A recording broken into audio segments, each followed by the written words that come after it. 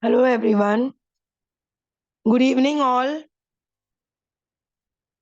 So today we are going to be taking a topic food services from the quality book.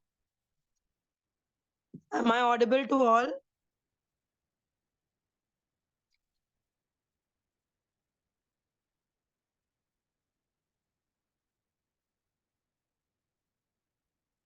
Okay, great. So this is something very interesting, no? Food services. Mhm. So what are these why we need to learn about the food services? Because like when you're working in the quality, food service plays an important role because this food is being provided to all patients in the hospital, and secondly also it is given to the employees, employers, and everyone. Okay, and food, through food you can have a lot of diseases and many other things. So food services play a vital role, and we have some standards that you need to follow if you are in a bigger hospital or if you have a hospital which is less bedded. Okay. So the hospital reduces the risk of infection associated with operations. Okay. Food illness can be life threatening. Okay.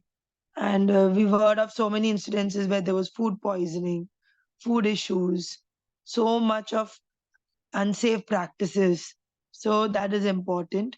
Then your storage principle is so important. Okay. Wherein you have FIFO, first in, first out.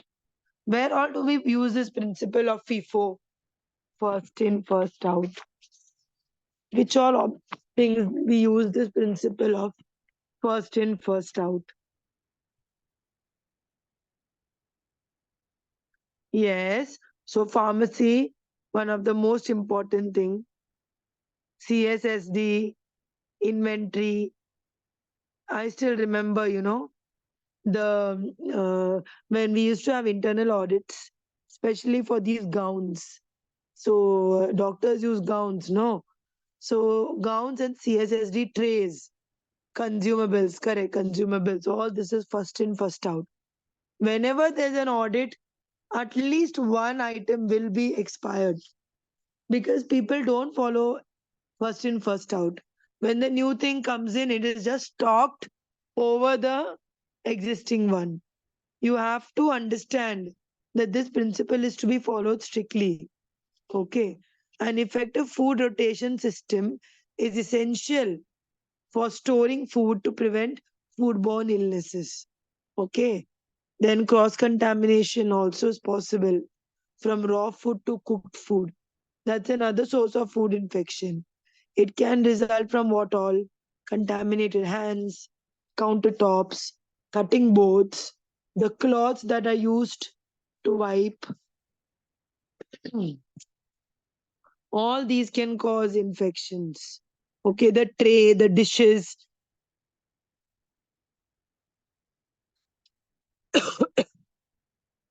Today's topic is food services from quality textbook. Okay, and if it is, and all this can be a risk for infection if not properly cleaned and sanitized. Okay, the hospital stores food and nutrient products using sanitization, temperature, light, moisture, ventilation, and security. This is to reduce infection. Also, the hospital prepares food and nutrition using sanitization and temperature. Kitchen sanitation measures are implemented to prevent the risk of cross contamination. So, all these things are important. Now, what is a food safety officer or a quality coordinator responsible for? Quality coordinator of the food department or a food safety officer? Who can become a food safety officer? Anyone from healthcare can become. Okay. So, like in one of the hospitals where I was working, once there was no food safety officer. Okay. And normally they used to keep some senior dietitian as the food safety officer, or they used to combine that whoever is working in quality, they would say that food safety officer ka designation you take. So once somehow they put this thing on me. So I'm like, I'm a nurse, Baba. I don't know what to do in food safety and all. So then the quality person told me, just don't worry, just take it up. So that was very good because I learned a lot. You have to go and check out the quality factors of the food department, whether they're using their uh, personal protective equipment, cap, mask, gown. Okay, during the press, how are the cooks, whether they do their hand wash. Okay, then about the food, whether the packets that are kept that has expiry checked, then whether also the food is served hot, whether they are following. So all these things are done by the food safety officer. Okay. So what does the safety officer do? Implementing food safety requirements to achieve compliance with the food standards code and department approved guidelines, protocols, and procedures. Monitoring and managing compliance with directives and this guideline investigating complaints. Then providing for adequate design, construction, maintenance of food services, and providing staff training. Just like how you have doctors training, nurses training, these people need very effective and ongoing training. Okay. Then providing the food labeling, nominating a food safety officer, developing and reviewing a food safety program. Okay. Implementing and complying with accredited food safety programs. Okay. Arranging for audits of the accrediting body safety program in according with the set frequency. So suppose they have decided that the hospital requires audits once a week, once in 50 days. So that has to be followed strictly. Taking actions to remedy non-compliance identified during audits. Complying with the requirements and identified in the guidelines. Okay, so these are some of the responsibilities of a food safety officer. All right. So this is one thing that you need to remember. So suppose any question comes from this exam, from this chapter. So the question that can come is one is any of the responsibilities. It can come as a multiple choice question, or it can come as what are the different classes and which class requires a food safety officer. So we'll deal with that. Okay. So there are total three classes. Okay. These are the categories. All hospital food services have a fundamental responsibility to ensure that the food they provide is safe and suitable. The requirements that apply to each facility within a HSS are determined by the type of food being handled. Now, how do we have the differentiated classes? Class 1, class 2, and class 3. Okay. It is based on how big the hospital is, how many bedded it is, and what are you trying to provide? Are you giving packaged food or you're outsourcing food? Or what is it? All that depends, and that is how they segregate or differentiate each hospital ka food department into class 1, class 2, and class 3. Okay. So total how many classes are there? There are three classes: class 1, class 2, class 3. The quality department may provide assistance in determining the class for a specific food service facility. You can take help from your quality department to I find out which class is your hospital's food services belonging to. Now let's move on to class 1. A food service that is class 1 if it provides this following that you can see on the slide.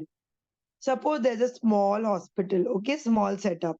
They cannot be preparing, they don't have a kitchen of their own. Okay, and they just give a small have a small canteen where they give whole fruits or vegetables, drinks such as tea, coffee, milk, Milo, juice, corns, potato chips, nuts, peanuts, and all, dried or glazed food, biscuits, sliced cakes. They're not hazardous actually. They don't get spoiled, like, unless it's an expired food, they don't get spoiled. You don't have to worry about how they were prepared, because that is all this ISO marked foods, right? Packaged food. They're received directly from the supplier and not opened by the facility. Directly, the patient will be opening, or the patient's relative will be opening, right? So that is your class one. So class one, these foods are considered as low risk. Okay. So mostly whichever hospital you're working in, that's not going to be class one. It's going to be in class two or class three, because all of you must be working in a bigger facility, right? A smaller setup, a small nursing home. They have this class one. So a class one does not require a food safety officer. Okay. These foods are considered as low risk. And due to the low risk, these activities pose class one food service facilities will not be subject to routine external supervision. They don't need frequent audits. Okay. They must still meet their fundamental responsibilities in relation to handling and selling safe and suitable food as follows. So, a class one food service facility may decide to comply with the requirements. If they have excessive staff and all, they feel still we want a food safety officer, they can keep, but it is not mandatory. Okay. Now, let's move on to class two. So, what is included in class two? Suppose it's a hospital which is 60 bedded, 70 bedded, and they provide unpackaged food, okay, to the patient, staff, or public, other than the foods that are identified in class one. Okay, then like maybe a sandwich, a samosa, or a bread pakoda, something where there is a possibility of things getting spoiled. And it's not only packed food, burger, sandwich, simple snacks. So that is considered in class 2 food service facility. Okay. They must ensure premises are constructed and maintained to comply with the food safety standards. The kitchen has to be good. Okay. Ensure that the food sold is safe, suitable by complying with food safety standards. Ensure that the food is labeled in accordance with the food safety code, and even sometimes they need to submit plans for departments for approval to ensure all premises are constructed and maintained to comply to the food safety standards. Then also the food has to be stored and sold properly. Ensure that it is labeled. And you can nominate one safety officer and notify the Department of Food Safety supervisors details. Now, a class 2 food service also does not require a food safety officer as per the standards. Okay. But if you feel the need, you can put one. But it is not mandatory, and you're not going to get any non compliance from the audit committee in case you don't have. Okay. Anybody who is working as a superior supervisor in the food department can just manage the show. Okay. Now let's move on to the class 3, which mostly all our hospitals are having. That is because we are all working in bigger setups. Most of you. A food safety facility is a class 3 facility if it meets the requirements of class 1, class 2, and the following. They are providing some potentially hazardous food, palliative food, chemotherapy patients, dialysis patients, geriatric patients, children, meals on wheels. What are meals on wheels? Okay. Organizations are giving you, okay, ready to eat food. They are having potentially hazardous food, but organizations prepare and give it to you. Then offsite catering, outsourced food, all these are considered in class 3. Okay. Like I still remember, there were two hospitals which I worked in, where one was having a beautiful kitchen of its own, very well organized staff. They used to have daily briefing of 5 to 10 minutes, very organized. They would even have a meeting with the dietitian to find out patient complaints and how they can improve. See, whatever you do for the taste, patients are always going to complain, because all are salt restricted diet. No matter how tasty you prepare, if there's no salt, it's always equal to unpalatable. So all that is there. sweet quantity was less. Diabetic patients are complaining. So that you can't consider, but they were very well organized, and every time they were checked with their uniforms, their hair neatly tied, the cap, mask, the temperature that is maintained, surprise checks of the consumables. They would just randomly check whether the consumables are expired, would fry items. All these things were done. Okay, and there was another hospital which never had a kitchen of its own, very small kitchen to make like simple things, but all the food was outsourced. Okay, from another organization. So you have these type, but still you need a food safety officer because you need to find out whether everything is happening on a as per the SOP. Class 3 food services pose sufficient risk to require a high level of supervision and monitoring. Okay. Now, what does a class 3 food service facilities have to do? They need to submit any plan for a new premise to the department for approval and ensure all premises are constructed and maintained to comply with food safety standards. Ensure that food sold is safe and suitable by complying with food safety standards. Ensure that food is labeled accordingly and nominate one safety officer. Implement a food safety program accredited by the department and arrange audits as per requirement. So, who needs a food safety program?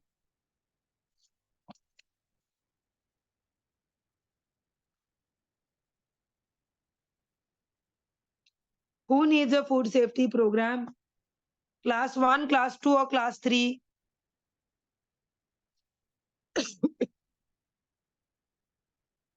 No one? Yes. It's the class 3 which requires. No, Sonia, all no. 1 and 2, if you want, you can keep. Mandatory is class 3. Okay. So this can come for your exam. Now,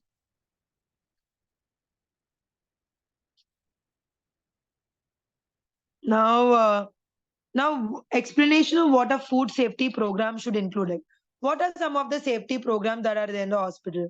Have you heard of the fall prevention program, fall safety program? What all are included? Yes. So outsource services. The ones who are being, suppose you are outsourcing, there are so many things you can outsource. One is food, then you can outsource your housekeeping staff, you can outsource security. Okay, but someone has to take up the responsibility, right? So suppose you are having a 250 bedded hospital. Okay, and even if the food is outsourced, still the food safety officer, whoever, you will have a small kitchen for sure. Okay, either they might be not providing for the what to say, they may be not providing food for the staffs, employees, but definitely the kitchen will provide food for the patients. They will have to prepare it in house. So food safety officer has to be there whenever it's an outsourced food also. Okay, yeah, fall risk prevention. So all these safety programs are there. In the same way, so fall safety program, mein what will happen? Adequate training. You have to check that side rails are kept properly. 24-hour relative consent for high risk patients. Non-skid footwear. Adequate lighting. Keeping the things which are at the reach of the patient. All these things are included. Then Morsi fall risk assessment. These are for fall prevention program, right? In the same way, food safety program, what all it has to have, systematically identify food safety hazards that are reasonably likely to occur in food handling operations of the food service first facility. Okay. Then identify where in food handling operation each hazard is identified and can be controlled.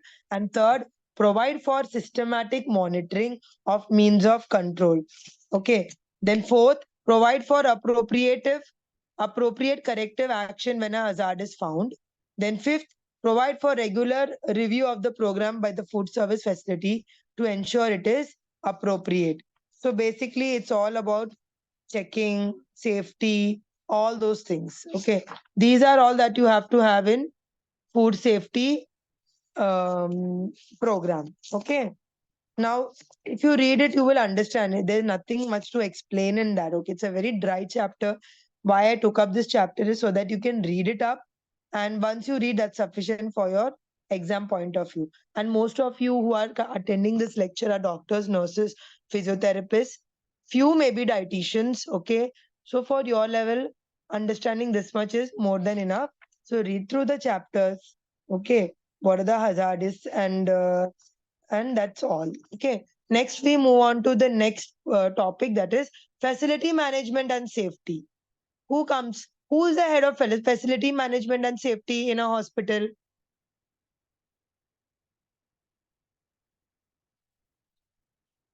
Who is the head of a facility management? It's always the administration, admin head. Okay. Yeah, facility manager or administrative head. It will not be the medical head, okay, general head. So there are two administrators. One is your medical admin and one will be your facility admin. Yeah. So the facility admin or the manager will handle all these things, all the plannings. So who is responsible? They have to manage all these things: safety, security, hazardous materials, emergency, fire safety. You might have seen, na, the manager, admin manager, they will conduct once in a while an evacuation plan. They handle the fire safety program training. All this is done. I'm sure all of you are. How often the fire safety program is done in your organization? All of you tell me. Once in 6 months?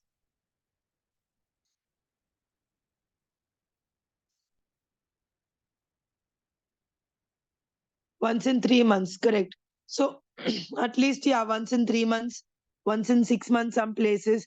Very important it is. Okay. So this is very important. So all of you should know that, have you undergone the training for fire and safety, for evacuation drill? How often evacuation drill is done? Every day. Fire safety? No. Bindu sister, not every day. Fire safety cannot be trained every day. Hand hygiene can be done every day. Am I right? Yeah, quarterly is good. Then, then evacuation drill, yes. So they may go for a external disaster, okay, and they'll just ask all the departmental people to evacuate, except for the emergency departments like ICU, because they cannot leave the patients. But otherwise, almost everyone, they'll keep one nurse and a doctor in the departments, and they'll tell the rest of the organization to evacuate for a disaster, external disaster. So all that is managed by the facility department. Okay. As a quality head, you will need to know that this department also has to be undergoing an audit. Okay. Recently, there was one doctor who got into overall quality. So he was medical administrator and quality manager. So he had to understand all these things. I was just having a chat with him. So he said, I just asked, what are your challenges? Because you were always a doctor working in the clinical area. And how is it to become a part of quality? He says, it's very interesting. It's very challenging. But, little you should know about each department so that you can be confident. Okay. So it takes some time to adjust to this. So that is why first, when you get an opportunity, work in the quality department of your own department, so that you understand at least one department में what is required as a quality personnel, and then you can get promoted as an overall quality manager. Okay. Now, healthcare organizations work to provide safe, functional, and supportive facilities for patients, families, staff, and visitors. So, to reach this goal, the physical facility, medical, and other equipment, people must be managed. In particular, management must strive to reduce and control hazards and risks, prevent accidents and injuries, maintain safe conditions. Effective management includes multidisciplinary planning, education, monitoring. Okay. So first is your reducing risk and how to report and monitor the situation that pose a risk. Now, performance criteria used to evaluate important systems and identify needed improvements. Okay. Now, what are some of the six important areas? One is safety, as you can see on the slide, safety. The degree to which the organization's building, constructions, areas, grounds, and equipment do not pose a hazard or risk for patients. I still remember in this safety, there are lots of parameters. Have you gone through the lift? What is mentioned in the lift? What is important? Whenever you go through a hospital lift, have you seen what all are printed inside? Anyone?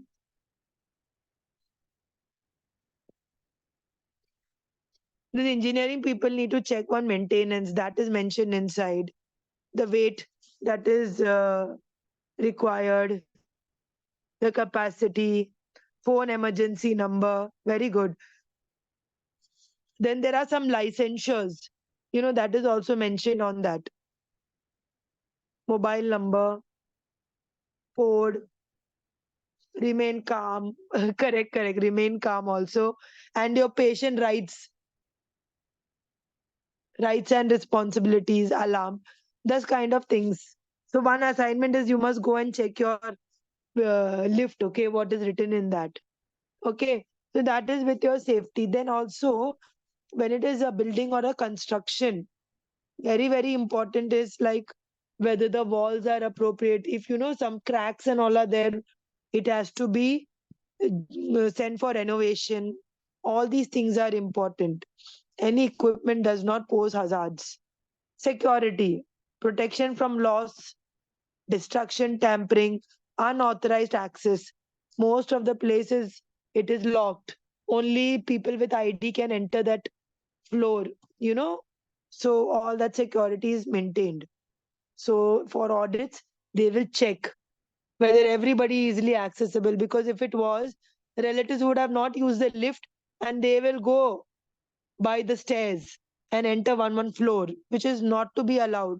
So the SIST, it has to be strict security. Then the hazardous materials, hazmat, which are they? Radioactive, chemical, your CCTV functioning, that comes in security. Okay. In hazmat, what all is there?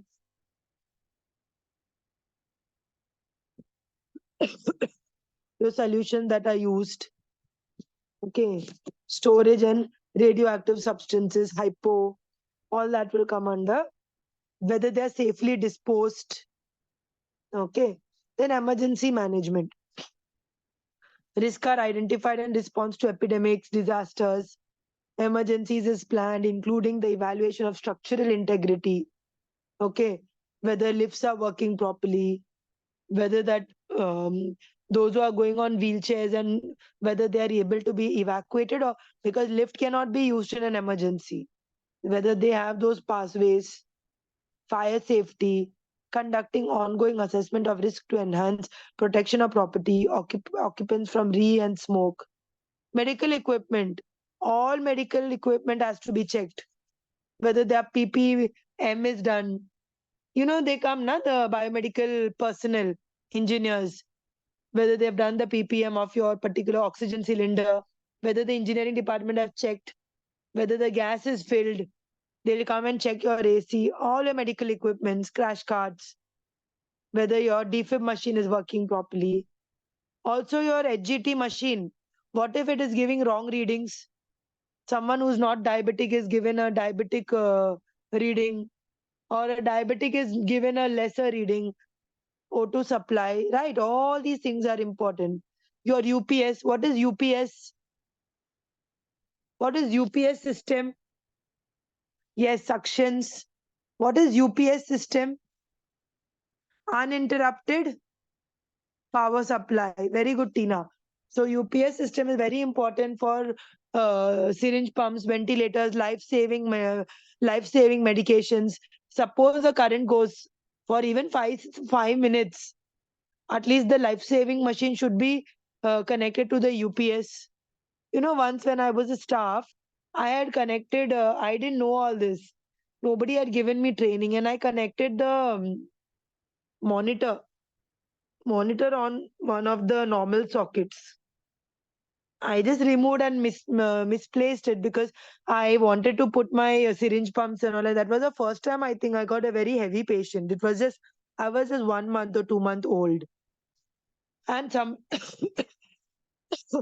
and the director or someone came for rounds, or the infection control, I don't remember.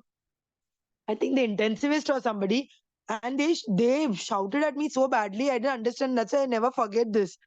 You're not supposed to connect this here. You should put the socket into this cubicle because this is UPS, all those things. So I just remember that very well. Then the utility system, electrical, water, and other utility systems are maintained to minimize the risk of operating failures. When the organization has a, these are your hazmat, hazardous material management. WHO identifies hazardous materials and waste by following category: infectious waste, pathological or anatomical waste, pharmaceutical, chemical, almost all the answers you all have told already. Heavy metals, pressurized containers, and sharps. This management is also very important. So when the organization has non-hospital entities within the patient care facilities, independently owned coffee shops and gift shops and all, Reliance Hospital, um, these big posh hospitals, HN Hospital, Leelavati and all, own coffee shops and all. The organization has an obligation to ensure that these independent entities, Medanta, Narayana, comply with the following facilities: safety security programs, hazardous materials, emergency management program, and fire safety. All right. Does anybody have any doubts?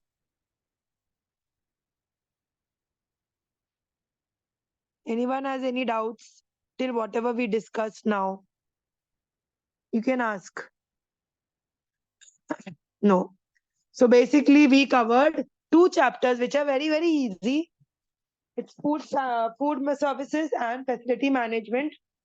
See, much questions are not coming from these chapters, but for your practical knowledge and understanding, I want you all to go through the textbooks.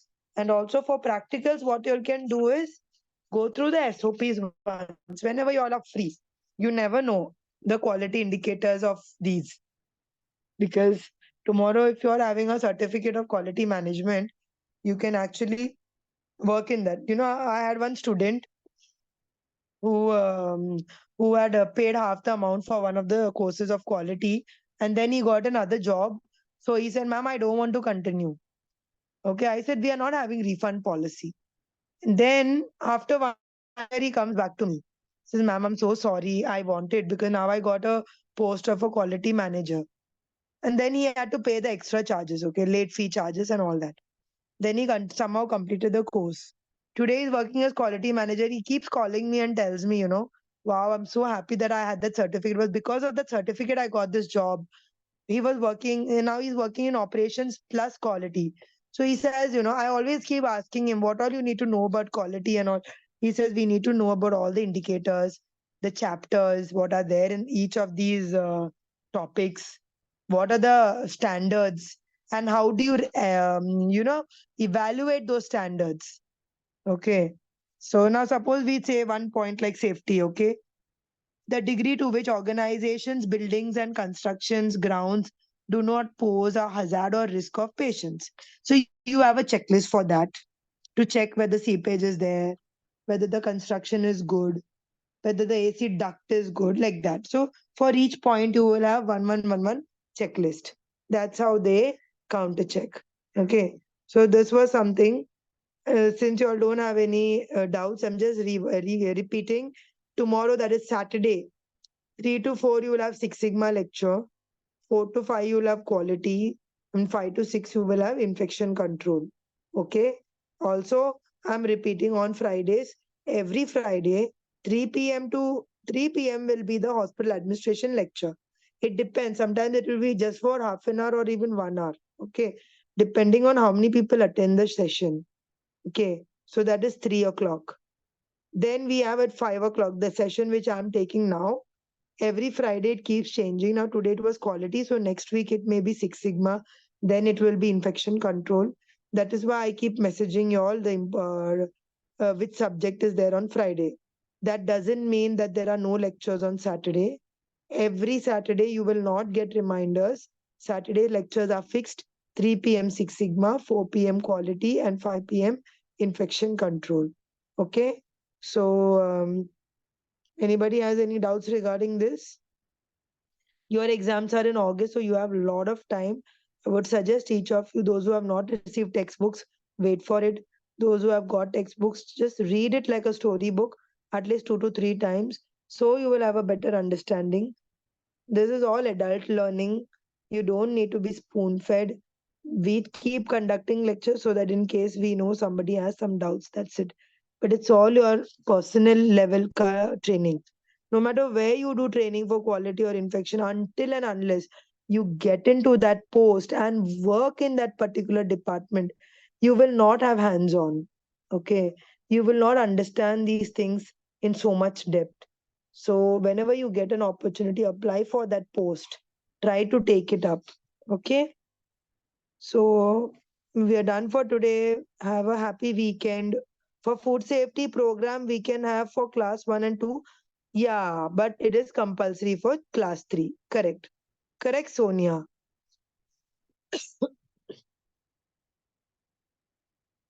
So that's all for today. Have a happy weekend. Take care. Bye bye.